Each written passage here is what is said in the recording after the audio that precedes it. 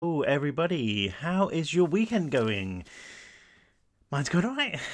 Went to the beach yesterday for my niece's birthday, so that was quite good fun. Had the family there. It's nice to see them. Don't see them as much now, obviously, all together because of lockdown, but it was nice to see everyone in a kind of socially distanced setting. Lovely weather. Yeah, went for a little paddle. So yeah, really nice, really nice. And today just chilling, really, do a bit of work, read you a few chapters, yeah, we'll see how far we get. We're on page 197 out of 312. So yeah, we'll definitely get it finished this week, unless something terrible happens. Alex and Z and Lucy and Simon have just boarded a boat and been taken to the island where, as far as they know, Alfred Furness lives. Alfred Furness has been speaking to Alex through some kind of a weird telepathy, and basically, which is communicated through the nectar, and basically saying, "Come over to my island, mate. You're going to be my new general, and we're going to rule the world together." And Alex is like, "No way, man! I'm going to kill you." And everyone else is like, "I don't know what's going on." Sorry, that was a terrible American accent. But anyway, so yeah, so nobody really knows what's going to happen. The island is out in the middle of nowhere. The whole of the mainland is being destroyed by Furness's new nectar, which spreads like a virus. Colonel Alice Panettiere and her army are still in hot pursuit. And this chapter is called A Rock and a Hard Place.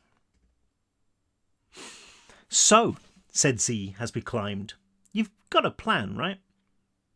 The path was steep, and in places steps had been cut into the stone. We passed only one building, a crumbling ruin that Z informed us had probably once been used to store gunpowder. It was empty now, which was a shame. Gunpowder might have come in useful. All around us rose those spires of black rock, eroded by centuries of wind and wave. It was impossible not to think of them as fingers, some subterranean giant ready to crush us in its grip. Or bars. The one time I looked back down towards the dock, those towering columns blocked the view, like I was back inside my cell in the prison. Either way, they made it perfectly clear that there would be no getting out of here. Not until my job was done. Not until my promise was kept. "Alex," Z said, "I don't like it when you go quiet like that. Please tell me you know what you're doing." "Nope," I replied. "No plan." Z's face fell as he looked nervously up the slope. Shapes danced between the rock up there, moving in time with us, keeping their distance. All I could make out of them was their undulating limbs, too long, too thin, and those unblinking eyes. "You know, this could be a trap, right?" said Simon. "Maybe Furness isn't even here." Furness hadn't spoken to me since we arrived, but I knew he was on the island. This wasn't like back in the tower in the city, when I thought I was facing him. Back then I hadn't felt his fingers in my skull, pouring my thoughts. But now I could sense him as if he was standing right next to us. It wasn't so much pain. The compass in my skull had faded. I just knew. "Oh, God," said Lucy, clinging onto Z's arm. "I knew it. He's just brought us here so he can kill us." If he wanted to kill us, he would have done it back on the mainland," I said, "or in the water." "So tell me again why he's asked you around for tea?" Simon asked. I didn't answer. I didn't know. But it wouldn't be long before I found out. "You think Panettiere's still following us?" Z said, changing the subject. "She doesn't strike me as the sort of person who gives up easily," Lucy replied. "She's coming, no doubt about it." We walked the rest of the way in silence, eventually reaching the top of the slope. Another castellated wall, castellated, I don't know how you say it, had been built here. The gate rusted into broken teeth. I could hear those same cries from beyond, half human, half beast, setting my nerves on edge. "Dr. Moreau, anyone?" asked Z. I had no idea what he was talking about. "H.G. Wells, the island of Dr. Oh, never mind, forget it," said Z, obviously disgusted to be in such badly read company. I peered through the mouth-shaped archway, seeing a forest ahead.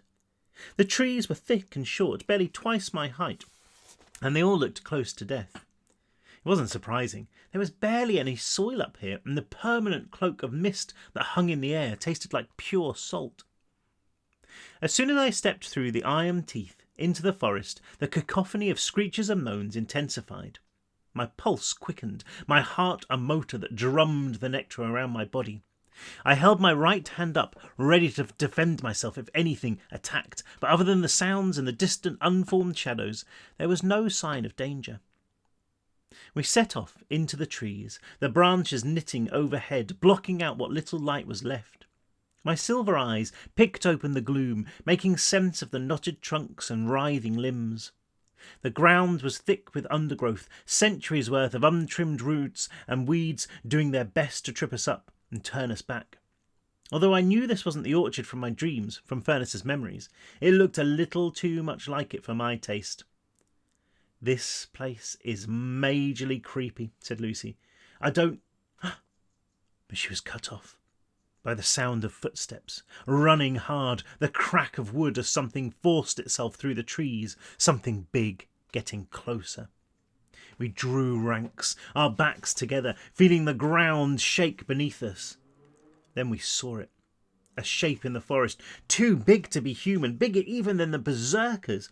It pushed its way through the thick trunks like it was running through cocktail sticks, splintering the wood, heading right for us.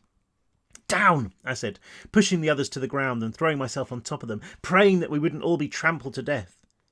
But when it reached us, the creature skidded to a halt, demolishing one last tree with its immense bulk.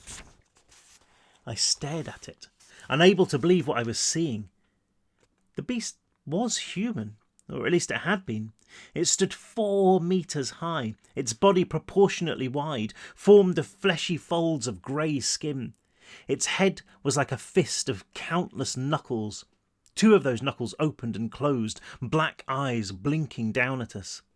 Then its head seemed to split in 2, a roar escaping its gaping mouth, spraying us with nectar-flecked spit.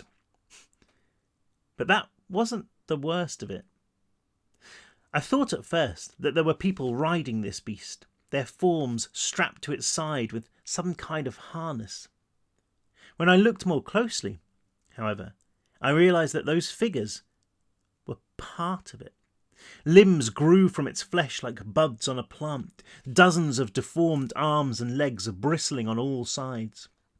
And there were faces too, beneath its skin. I could see them pressing outwards, their mouths opening and closing as if they were calling to us, pleading to let them out.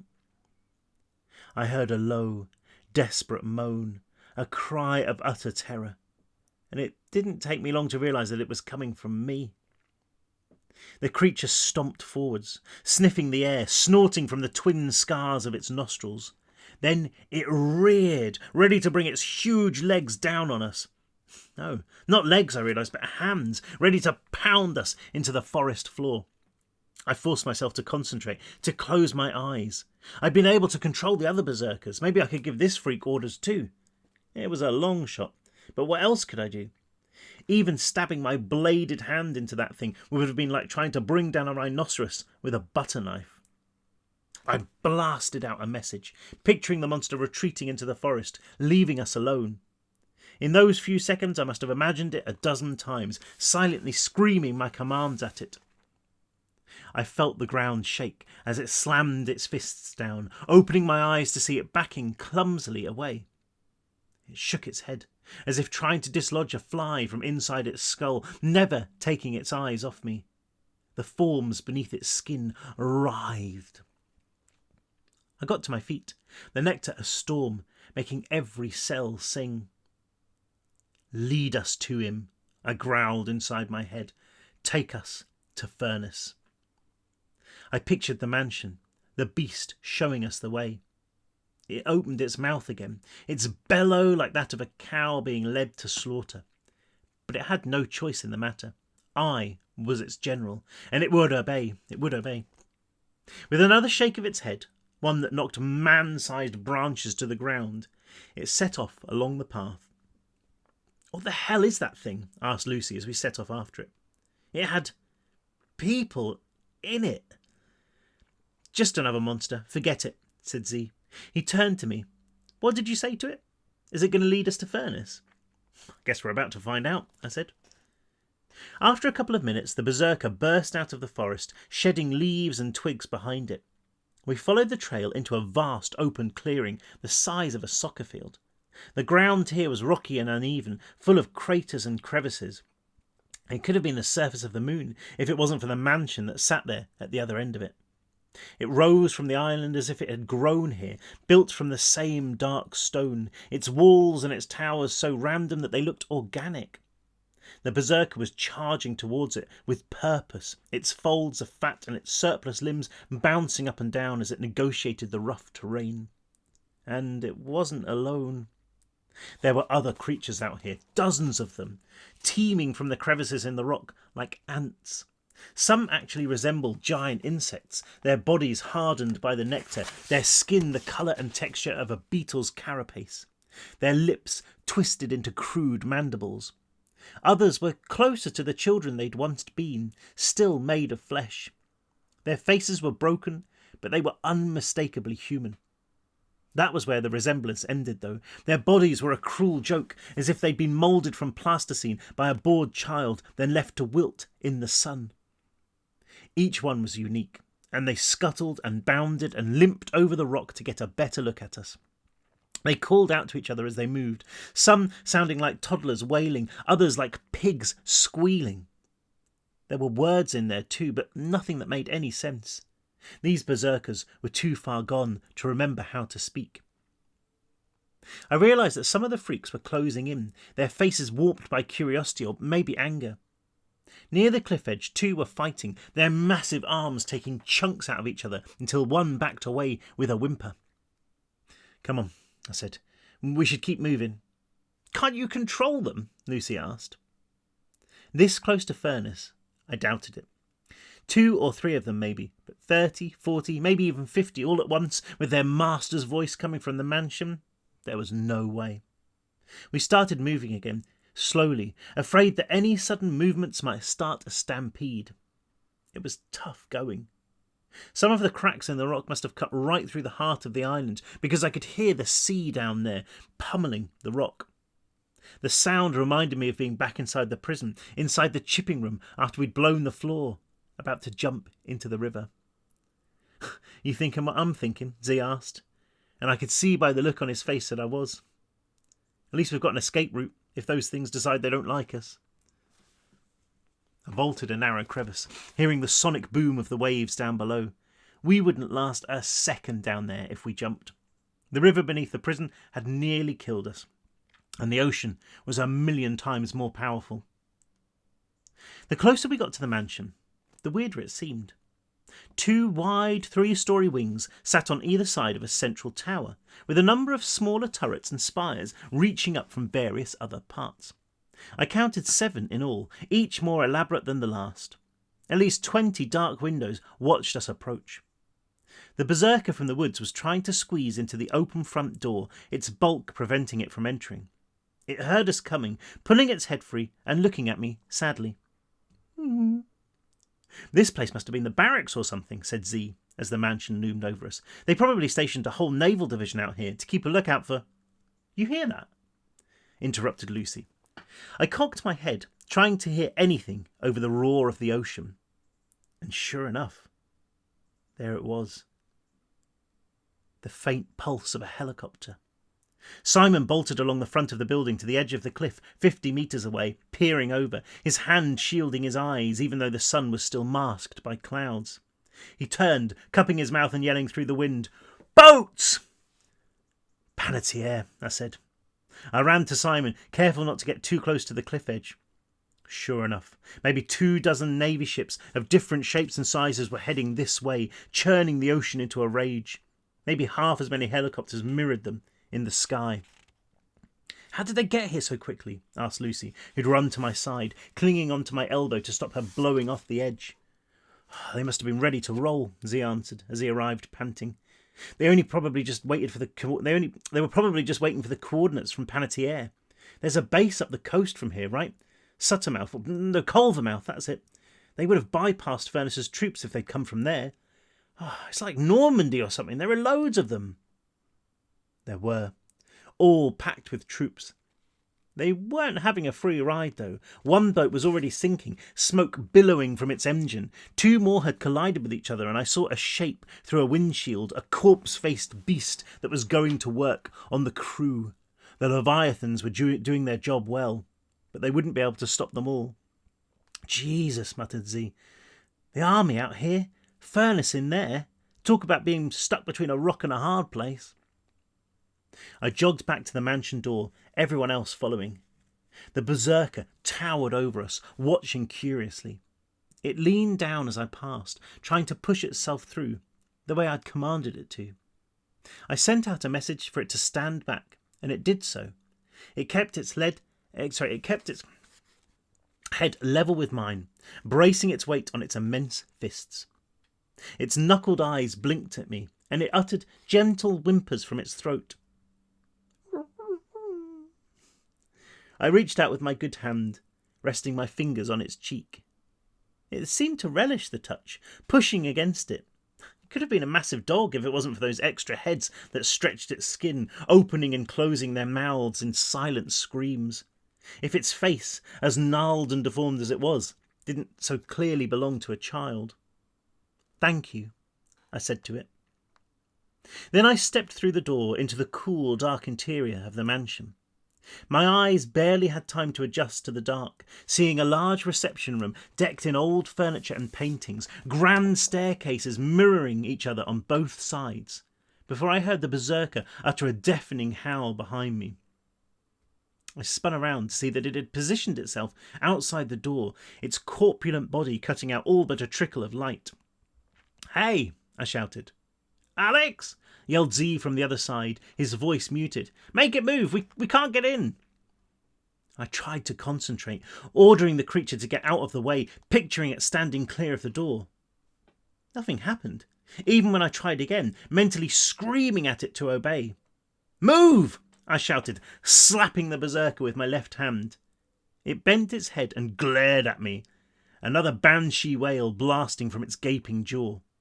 But still it didn't unblock the door.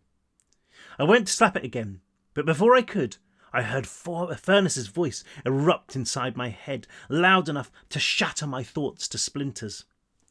"You must make this final journey alone, Alex." I realised that the words had knocked me to my knees, stealing my breath and my voice. I struggled up, feeling like I'd been hit by a freight train. Nectar trickled from my nose, its foul taste in my mouth, and I spat it out. "Wait for me here," I wheezed to the others, the words nothing more than a whisper. I clawed in a breath and said it again. "Alex, you can't go by yourself. He'll kill you." I couldn't tell who'd spoken. The berserker's body muffled the sound, and the ringing in my ears was just too loud. I put my left hand against the door frame, saying a silent goodbye to my friends, praying for them to stay safe, praying that I'd live to see them again. Then I made my way into the building. From now on, there was only me. Me and Alfred Furnace. The calm before the storm. The mansion was a warren of rooms and corridors, but I knew exactly where to go. I walked through the reception hall, between the staircases, and through a set of double doors. It looked as if nobody had been here in years, decades even, everything covered in a layer of dust. The paintings on the walls were all of military leaders throughout the centuries, their medals muted by grime, their eyes following me. A massive chandelier swung from the ceiling as if something had just disturbed it, but mine were the only footprints on the filthy floor. A long corridor stretched out from the lobby, doors on either side standing open. I peered into a couple of the rooms, but they were mostly empty, a few containing just scraps of old machinery and the occasional desk.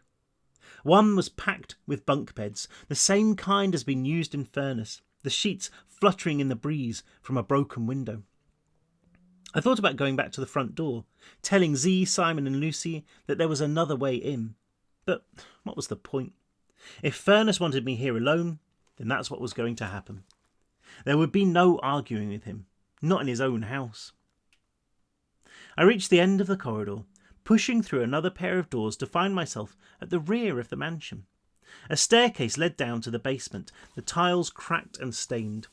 There was a window beside them, and through the crusted glass I could see the ocean far below and the battle taking place in it. Once the soldiers got past the Leviathans, then it wouldn't take them long to find their way onto the island. If I wanted to keep Panettière's filthy hands off my friends, then I was going to have to be quick. My footsteps rang hollow as I ran down the steps, the echoes seeming to last for far longer than they had any right to. As if the house had been quiet for so many years, it didn't quite know how to handle noise. At the foot of the staircase was another corridor, lit only by the sickly glow that seeped down from above. There were no rooms here, but halfway along the passageway was an alcove with a wooden bench. Propped up against the cracked white tiles was a plastic doll wearing a floral dress, one set of eyelashes missing. Next to it was a gas mask, covered in filth, its tube draped over the doll's legs. I moved on, reaching another set of stairs leading down, these ones narrower. They led deep into the heart of the island, plunging me into such depths of gloom that even my silver eyes struggled to work out where they came to an end. Eventually, I saw the outline of another double door, the light through the cracks so bright after the darkness that it was as if a fire raged beyond them. I hesitated, my bladed hand ready. I didn't know what Alfred Furness was now, what kind of powers he possessed. He had been alive for so long that he couldn't still be human. I thought about the warden, when I'd fought him in the tower. I thought about what he'd become when he drunk the new nectar, a being that lived right on the edge of reality, half real and half dream, something that could bend physics to its own will. But I had defeated the warden. I had brought him to his knees and then let the Wheezers slaughter him. And if he could die, then so could his boss. There weren't many creatures that could survive being stabbed through the heart. No matter what Furness said, what kind of twisted lies he would attempt to tell me, what offers of power he made, I would kill him. Or die trying. The heavy doors opened without a sound, revealing a world that was the complete opposite of the derelict mansion above. A plush, red carpet ran the length of the corridor, the wood-panelled walls gleaming. The ceiling was made of vaulted brick arches, and in each one was a spotless crystal chandelier. The light they cast was golden, banishing every shadow. There were noises here, and I followed them to the nearest door, my heart pounding so far up in my throat that I could taste nectar on my tongue. Inside the large room were 7 rows of wooden cots. 2 of them were occupied. In one was a baby, swaddled in cloth and evidently fast asleep. In the other, on the far side of the room, was a boy about 2 years old. He clung to the wooden bars of his cot, grinning, bouncing up and down on his mattress. When he saw me in the doorway, he stopped, his smile vanishing, his brow creasing. I was so shocked by the sight of him that I almost didn't see the Wheezer in the room. Only, it wasn't a Wheezer. It wore the same clothes, that long trench coat, a bandolier of syringes around its chest. It had the same face, too, pasty flesh, its eyes like blocks of coal. But it wasn't wearing a gas mask. It stared at me, its lipless mouth peeling back into some hideous parody of a smile, its black tongue flopping around inside like an eel. It twitched, the same way the Wheezers in the prison had, its head snapping, then its whole body juddering. The toddler watched it, starting to laugh, clapping its chubby hands together. I turned away, back into the corridor. I had to. The sight inside the room was almost enough to obliterate the last of my sanity. I carried on along the corridor, past a dozen more rooms like that one. I tried not to look, but I couldn't help myself, catching glimpses of more children, older now, strapped to machines or lying on operating tables. Some weren't human anymore, I realised, their bodies so bent and broken that they could only be called berserkers. The Wheezers watched me pass with their dead eyes. dead men's grins, uttering those same nightmare purrs and ear-piercing shrieks that I knew so well. I wanted to run in and kill them all, but there wasn't time. For all I knew, Panettiere was already on the island, rounding up Z and killing the others. Besides, my fear of being caught by the Weezers, of ending up once more under their knives, was overpowering. The thought of looking up into those piggy eyes while they smiled down at me made me nostalgic for the old Weezers, the familiar ones in gas masks.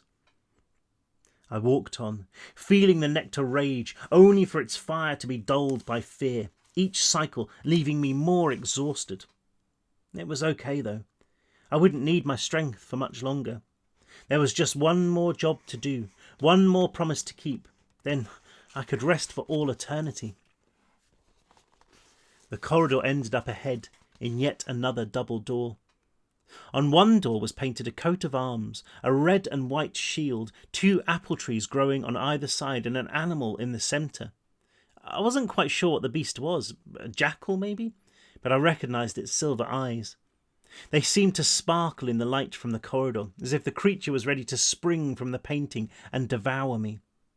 On the other door was the furnace logo I was more familiar with, emblazoned on a red flag.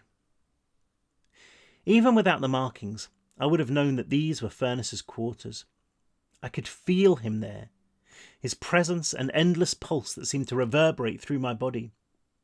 I paused, offering a prayer to anything that was listening. Then I reached out my hand, turned the handle, and pushed open the door. Should we read one more? We finally get to meet Alfred Furnace. There you go. Let's make sure I've got enough space on my hard drive. Okay. Alfred Furnace. God, it feels like it's taken a long time to get here, isn't it? Alfred Furnace.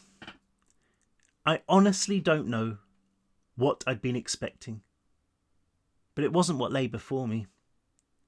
I stood at the entrance of a large chamber, the ceiling draped in shadows. Columns of crumbling brick seemed to grow from the floor, and although they weren't carved like trees, the same way as the ones back in the tower had been, they still resembled them, their vaulted branches interwoven overhead. A handful of flickering lamps were embedded in the walls, their nervous light doing little to illuminate their surroundings. A berserker was perched on the other side of the room, basking in the darkness. I couldn't get a good look at them behind the pillars, but I could make out bladed limbs of obsidian, jaws that dripped dirty saliva, and piggy eyes watching me warily. One of them growled when I entered, but neither seemed to see me as a threat. It wasn't them that both fascinated and terrified me, though. It was the machine. It dominated the entire room, a monstrous engine of copper, glass and steel. Countless moving parts danced back and forth, producing a quiet pulse that made my bones shake. And yet, it seemed organic too, as if it had sprouted from the damp stone, endless pipes like the thorny tendrils of a plant. It was enormous, stretching from one end of the room to the other, and lost in the dark pools of the ceiling. Its design was so complex, and its movements so mesmerising, that it took me a while to notice the figure that was strapped to it, almost as if he'd been crucified there. It was Alfred Furnace. He was human, and yet at the same time, he wasn't. His body had been ravaged by age, his skin so rotten that in places it hung off him in strips like old jerky. Parts of him weren't there at all, the upper half of his right arm and the whole left side of his throat, and in those places sat a network of tubes and pipes carrying the nectar around his body. He was so emaciated that he could have been a corpse, his skeletal ribs pulled open to reveal the organs beneath. Most seemed to have been replaced by pieces of machinery, and yet his heart still remained, as shriveled and as black as a decayed fig, but still beating. It was his face, though, that almost sent me tumbling back through the door, that made a scream vomit up from my stomach, held in check only by the fact that there was no air in my lungs to fuel it. It was as if Furness was 3 different people at the same time. I could see the child there, the one from my visions, a kid no older than me. And yet he was also an old man, his face as withered as his body, his skin the colour and texture of decomposed apples. The 2 faces seemed to strobe back and forth, so fast that they almost merged. But there was something else there too. A figure laid over Furness's head and body like a photographic negative, one that couldn't seem to stay still long enough for me to focus on it. I knew what it was, though. I'd seen this thing before. The stranger. The creature from the orchard. It was as if Furness's skin was radiating a living darkness, an impossible silhouette that thrashed and pulled and fought like a prisoner trying to escape his chains. I recognised his face, or the void where his face should have been, opening and closing as if formed of a million moving parts. The stranger's eyes, no, the place where his eyes should have been, watched me, 2 gaping, boundless portals in his head that were infinitely darker than the shadows around them, like holes burned through the skin of reality. They seemed to suck in all the light and warmth from the room, devouring it, throwing out only cold night. I knew that to stare into those eyes for too long wouldn't just erode my sanity. It would kill me. I collapsed to my knees, the pillar beside me the only thing stopping me from falling flat on my face. The same fear that had gripped me in my dream of the orchard had found me again. That unspeakable, unthinkable, unbearable terror. Everything in the room seemed to be unravelling, as if the surface of the world was peeling away to reveal the abyss beneath. That endless void was infinitely quiet, and yet at the same time it was deafening. I could feel drops of nectar drip from my ears, squeezed from my tear ducts, from my nose. I was unravelling too, every cell in my body withering into a dust that defied gravity, rising towards the ceiling. "Alex," said Furness, and his words ended the chaos, rooting me back inside the room. His voice was the sound of continents shifting, and yet within it I could also hear the husky, gentle tones of an old man and the higher pitch of a boy, each speaking the same words and yet ever so slightly out of sync. "There is no reason to fear me." "What are you?" I asked. I wasn't sure if the words left my mouth, but it didn't matter. He could see inside my mind as if it was his own. "I am old," he said. He was. Not just years, not just decades, but centuries. That knowledge lay in my head, impossible but undeniable. The nectar had kept death at bay while generations of people had lived and died, while billions turned to dust and ash around him. "Not nectar," Furness corrected, reading my mind. "What runs through my veins is something far more powerful." I remembered my visions, the stranger in the orchard, the one who'd forced Furness to drink his blood. What was it, if it wasn't nectar? "In your soul, you already know," he replied. "This blood is eternity, immortality. It has existed since before mankind stepped onto the earth, and it will exist long after the last of us has rotted back into the dirt. It is the very essence from which the nectar is made. I died, and behold, I am alive forevermore, and I hold the keys of death and the grave." My thoughts were a storm, and I fought to remember why I'd come here. But all that existed were questions, and the unrelenting terror. What was that thing? The creature in the orchard? The 2 faces, the old man and the boy, seemed to howl in silent agony at the question, their mouths opened too wide as their heads writhed back and forth. But the being that overshadowed them smiled without smiling, the place where his eyes should have been seeming to grow brighter and darker at the same time. "He has no name, and yet he has many," said Furness. He saved me, and now he will do the same for you." Furness's hands moved as he talked. The two smallest fingers were missing on the left, the thumb absent from the right. His remaining digits were slender and too long, 3 or 4 knuckles on each one. They unfolded with a sound like popping joints until both his palms were facing me. Pipes and valves punctured his ancient flesh, imprisoning him within the machine. I doubted he could move even if he wanted to, and surely even if he did break free, then he would just fall apart. The thought brought me back, quenching some of the fear, reminding me why I was here. I attempted to get up, ready to attack. Furness was so withered, so broken, that killing him would be no different than smothering an old man in his bed. I was so much stronger than him. I called out to the berserkers in the room, imagining them reaching out for Furness, ripping him from his contraption, tearing him limb from limb. "Kill him!" I wheezed at them. "Do it!" The berserkers didn't move, blinking their oil-well eyes at me. One shifted its position like a restless cat, and I could see the immense bulk of its body, endless clusters of muscles barely held by a patchwork of skin. It settled on its haunches, its face the most human thing in the room. "Kill him!" I commanded. But those few words had used up all but the last of my strength. Furness began to laugh, a sound that I felt rather than heard. It seemed to sit on my spine, gripping my vertebrae like a dirty fist. I tried to get back to my feet, ready to run my bladed hand through Furness's open chest, but my body wouldn't obey. "Did you really think it would be that easy?" Furness asked, his eyes blazing black light, roaring like blowtorches. "Did you honestly believe that you could control them?" I had been controlling them, the berserkers. Ever since the hospital, I'd been able to tell them what to do, hadn't I? Once again, Furness plucked my question from my skull. "You did not have the power," he said, his voice like liquid thunder.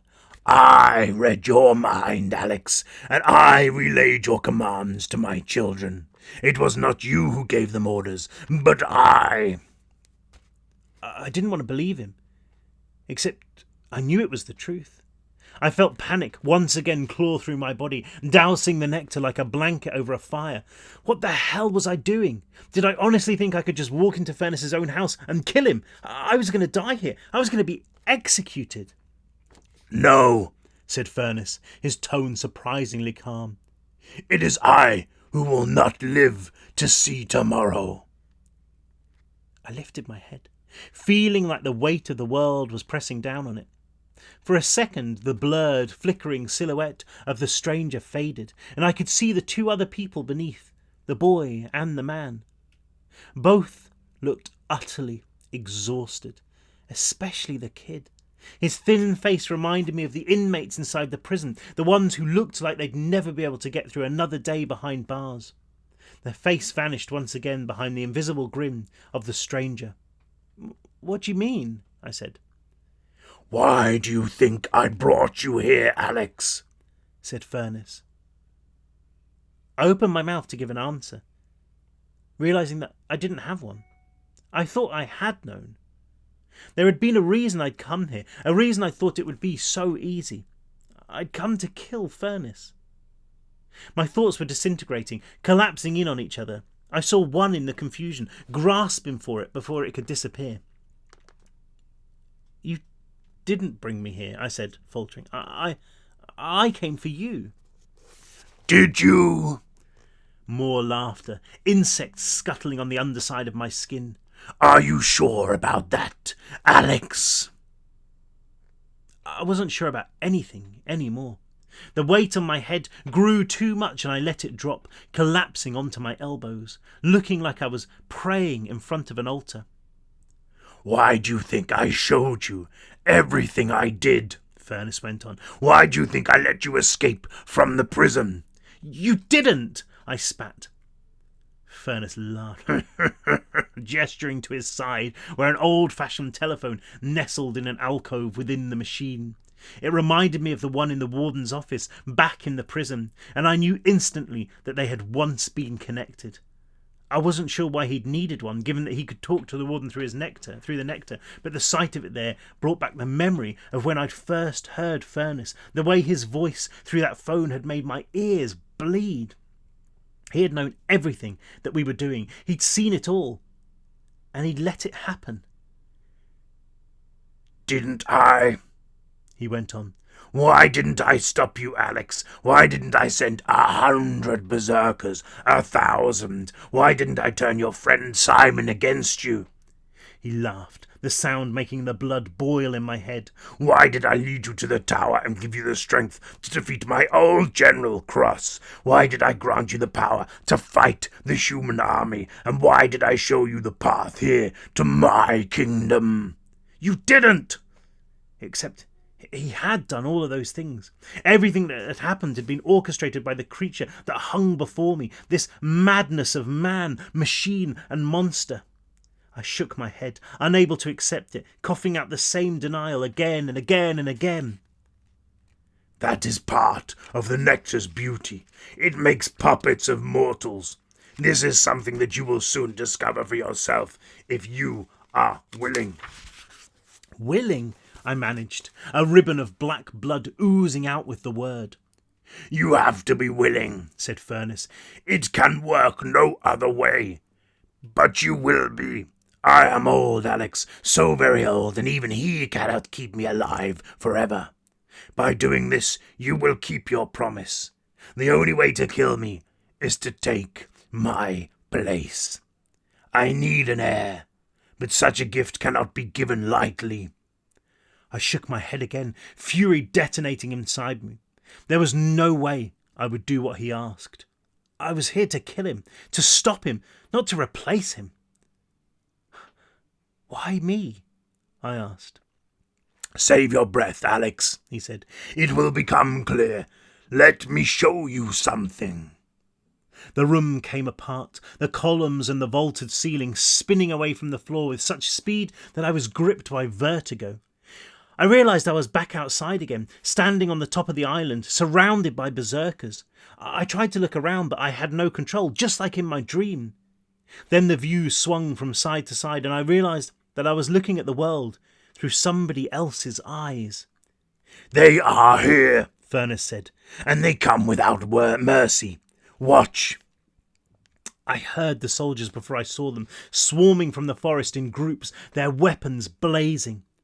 Bullets tore through the first berserkers, so much firepower that their immense bodies were pulled into the air and dismembered by the hail of lead.